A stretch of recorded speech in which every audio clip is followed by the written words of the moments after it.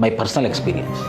If you go to Yashoda, if you go to KIMS, if you go to AIG, if you go to Apollo, ఈ 4 hospital ₹1,00,000 పెట్టుకొని ఒక్క రోజు ఖర్చు పెట్టుకోవడానికి అయితేనే పోవాలి. ఇంతగానో కష్టపడుతున్నాం కదా మేము ఫీజు కట్టడానికి.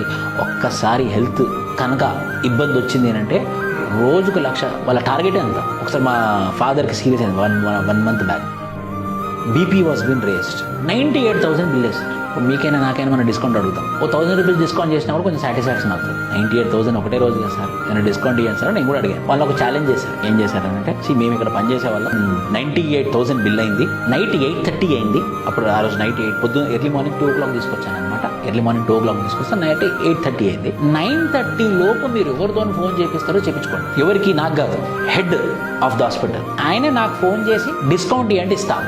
9:30 జరిగిన తర్వాత ఫోన్ చేశాడు అనుకోండి, ఇంకో రోజు యాడ్ అవుతుంది, ఇంకో 98,000 యాడ్ అవుతుంది. సో నువ్వు ఫోన్ చేసి ఆయనతో చేపిస్తే లోపు 9:30 దాటిపోయింది అనుకోండి, ఇంకో రోజు యాడ్ అవుతుంది. మరి మీరు ఏం చేయాలన్నా కూడా 9:30 లోపు నాకు ఫోన్ రావాలి. సో బెటర్ ఏం చేస్తానంటే అతను నాతో అన్నాడు అనమాట, బ్రదర్ ఏం చేయాలంటే ఈ 98,000 కట్టేసుకుని వెళ్ళిపో, నీకు 9:38 తర్వాత లోపు అయితే నీకు ఫోన్ అయితే రాదు, ఇంకో రోజు యాడ్ అవుతుంది, ఇంకా 98,000 పే చేయాల్సి వస్తుంది. బ్లాక్మెయిల్ చేశాను. ₹1 అడగకుండా, డిస్కౌంట్ అడగకుండా 98,000 కట్టి బయటకు వచ్చినాక ఆటో ఆగింది. ఇంటి దాకా డ్రాప్ చేయమని అన్నాను. ₹40 అన్నాడు. నేను ₹30 అని బార్గెన్ చేశాను. ₹10 ఆటో అతని వద్ద ₹10 కోసం బార్గెన్ చేసే ధైర్యం ఉంది. కానీ 98,000 పే చేసినప్పుడు మాత్రం నేను ₹1 కూడా వాడివ్వలేదు, నేను అడగలేదు. అట్లా సిస్టమ్స్ ఉంటాయన్నమాట కార్పొరేట్ హాస్పిటల్. మనం దేవుని ఏమని మొక్కాలి అంటే ఆరోగ్యం బాగుండాలని మొక్కాలి. జీవితంలో నేను ఈ కార్పొరేట్ హాస్పిటల్స్ పోకుండా చూడు చాలు.